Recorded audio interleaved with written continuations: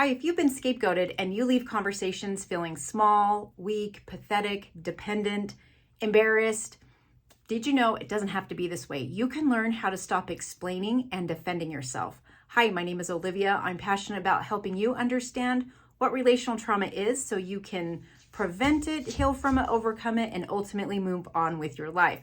So everything today is coming from A Scapegoat No More Forever. This is found on page 38. So when you're scapegoated, you chances are had a smear campaign ran on you. This is where someone runs your name into the ground or runs your name into the mud.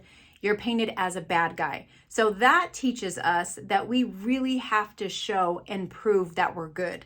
Part of how we do that is trying to show that we're innocent.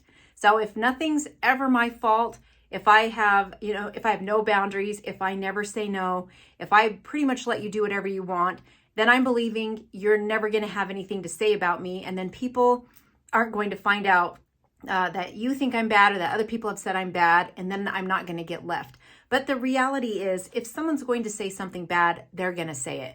So how this impacts us and creates us to over-explain and defend ourselves is from trying to push an agenda that we're innocent. So if you find yourself trying to prove your innocence over something that really doesn't even make sense that we would try to be innocent in, that's leftover stuff from being scapegoated. So to overcome that and to stop feeling small and helpless, we have to learn that it's not our job to prove that we're innocent. It's our job to be a human being. It's our job to just live a life that we love, that aligns with what it is that we value. And part of how we can do this is learning how to set boundaries, understanding that we don't need to prove and push our innocence, and learning that if I'm just answering a question, I'm not pushing an agenda. My agenda is not to push that I'm innocent. Whereas if I'm answering a question with an agenda, hoping to prove and push my innocence so that you'll believe it, and maybe even then you'll protect me, or you won't go on and tell someone that I said no. And that's very scary if you've been scapegoated. But instead of worrying about all that, I'm just going to answer your question. I don't need to push an agenda. And part of this also comes from learning a couple of things. So the first one is understanding your right to privacy. So anything that's in your head, which is what you're thinking, what you're worried about, what you're kind of wondering, what you're planning, all of that is in your head, and anything in your heart, what it is you're feeling, your past traumas, your greatest hopes, your biggest dreams, all the good, bad, and the ugly, all of that belongs to you. So you decide how much you're going to share, who you're going to share with, and when you're going to share it. All of that is your right to protect because you own all of that information. You own your thoughts, you own your feelings. So just because someone asks something doesn't mean you have to give them a great big old answer, and you'll know you're falling back into that old habit of explaining and defending yourself because you're doing it with the intention of trying to show you're innocent or trying to prove that you're good rather than just answering the question. So the problem with explaining and defending ourselves with that agenda is we are then dependent on if we believe they've accepted our answer or not as good enough to show we're innocent. And so if they're really not showing you that they're on your side or that they bought what it was you were trying to sell them, then you can go away feeling really scared, really helpless, really dependent. Whereas when you're just answering a question, you don't need them to know you're innocent. You don't need them to believe anything it is you've said. You just answered the question that they asked and you get to keep continuing on your way. So part of this comes also from not just understanding your right to privacy, which is I own what's in my head, I own what's in my heart, but also these three key pieces. And again, this is on page 38. So the first one is only have close relationships with those who respect you. So that means you really only let people get super close to you. You share the most of what's in your head, most of what's in your heart with people who have earned your trust. And oftentimes they do that by earning your respect or showing that they respect you. So if someone respects you, they're going to respect your no. They're going to respect your yes. They're going to respect your right to privacy. They're not going to try to manipulate and control. So that can look a bunch of ways if someone's trying to be manipulative and controlling. Sometimes they do what they want to do and they try to sell it as though it's good for you or they're doing you a favor, even though you didn't ask for that. And even if you especially asked not for that, right? So that's one way. It could also be that although you say no, it's like it fell on deaf ears. They just don't, it's like it doesn't even register for them. Doesn't make them a terrible, horrible person. No, that to me does not make it terrible. That makes them a human being, right? But the part on our side of the street is just paying attention. If someone consistently does not respect your boundaries, meaning they don't respect your no, they don't respect your right to privacy, it doesn't mean that they don't show that they care about you. It just means when you're clearly saying, this is not what I want, or this is what I want, they respect that. They may ask one or two questions, which I think is still perfectly normal and good, but it's when they implicitly go opposite of what it is you've asked, or specifically go against what it is you've asked them not to.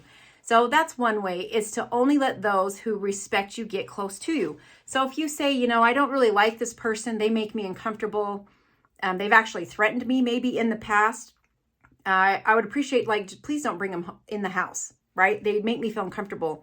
And let's say I go to work and I come home and that person's sitting on my couch because the person I asked them not to let them in.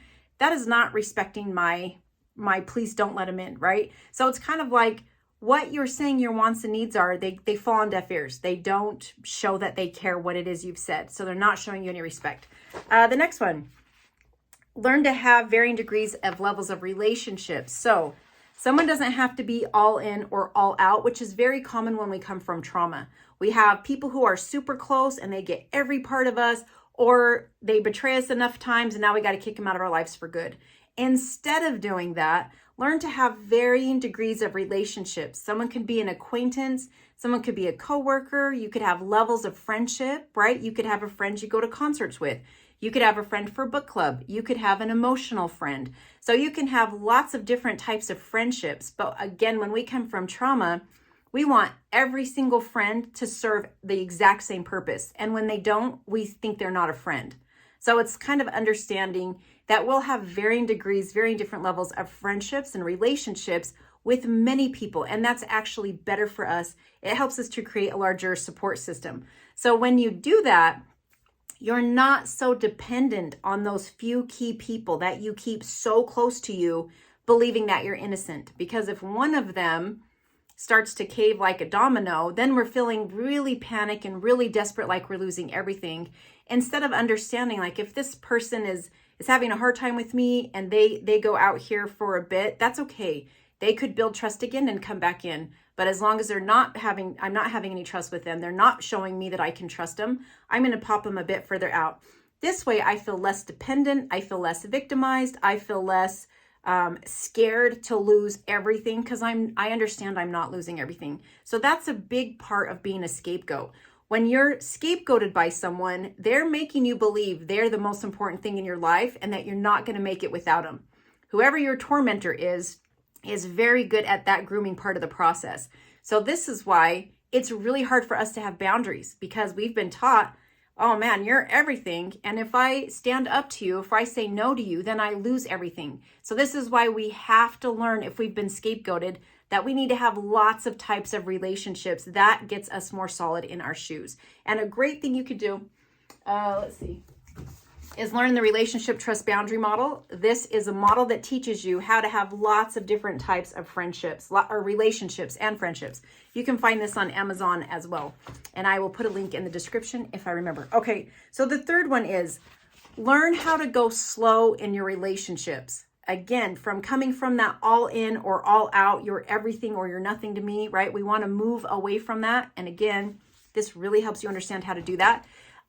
What you want to learn how to do is go really slow and really get to know someone, which is going to take time before you let them get super close to you. Going slow in your relationship means we don't start off by taking a trip to Disneyland, right? If I'm going to get in a car with someone, spend multiple days in a theme park, that is putting a lot of trust in that person. I would not want to do that when I very first meet someone, but I could go to coffee with you. If after time and conversations, maybe I'll go to a street market with you. And after that, we could go to the movies. And after that, we may do dinner a couple nights a week, right? And eventually you might come to my house, but I wouldn't start off meeting you in my house or getting in your car, right? That would be going fast at relationships. And that's a great way to get sucked back into that scapegoat role or into having more trauma in our lives. So it's best if you go slow in your relationships, slowly build trust over time. Because you'll notice if you go to coffee with that person and you're like, you know, I'm not feeling this. Like I want to go home. I don't want to sit here with you anymore. Or you like keep insulting me and this is weird, or I'm just so uncomfortable, or this is just too awkward. If it was awkward, I may give it a few more chances, but like if it doesn't change and it just feels like something's off, then I'm not out much, and it's a lot easier for me to get out of that. Whereas if we do a whole bunch of really intense stuff, meaning lots of time, lots of hours, multiple days, big events together, then I'm at a greater risk of being bonded to you, and it's going to be much harder for me just to get out of it. So it's better to go really slow, baby steps, which is short periods of time and smaller events in the beginning, and not in your own personal space and not you in their personal space. That's how you go slow in relationships. I think a lot of times we hear that term, go slow in your relationships, but then it's like, well, what does that mean? What does it look like to go slow in your relationship? So that's part of it. So just think time and shorter events. And I'm not giving a lot of my information away. I'm not telling you a ton of what I'm thinking and all my past traumas, everything that I've been through. I'm not sharing that super early on because it's private and I don't know if I can trust you because I don't know you yet, right? And that way I have less to regret, because if it ends up going sideways or south or just mutually not interested, I haven't given a lot of myself to you that now maybe I'm worried about what you're going to do with that information, or now I'm wondering how it's going to be used against me, right? I don't have to worry about any of that because I really didn't give you much. I just gave myself some time to know you. So again, all of this is from A Scapegoat No More Forever. You can find it on Amazon. If you find that you have a tormentor or a narcissist in your life and you do start moving on, there are going to be issues that we face as a result of having been scapegoated. And one of those is explaining and defending yourself. So remember, you have a right to privacy. You'll know you're not just answering a question if you catch yourself pushing an agenda, which is usually the fact that you're innocent or that you're not bad or that you're good. And we don't want to do that anymore because it's not our job to be innocent. It's not our job to prove we're good. Our job is to be a human being, and we have rights, which is I get to say no. I get to say no thanks. And if you're showing me that I can't trust you or respect you, I also get to distance you from my life. That's well within my rights, regardless of the relationship. It doesn't matter how important this person is in the world, how important they are in your family. It's not good for us because it's just taking up our time.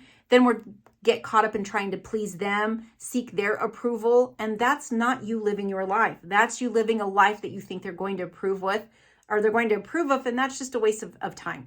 It's just a waste of our time. So again, you can find both of these on Amazon.com. I'll leave the links. Take good care, and I'll see you in the next one.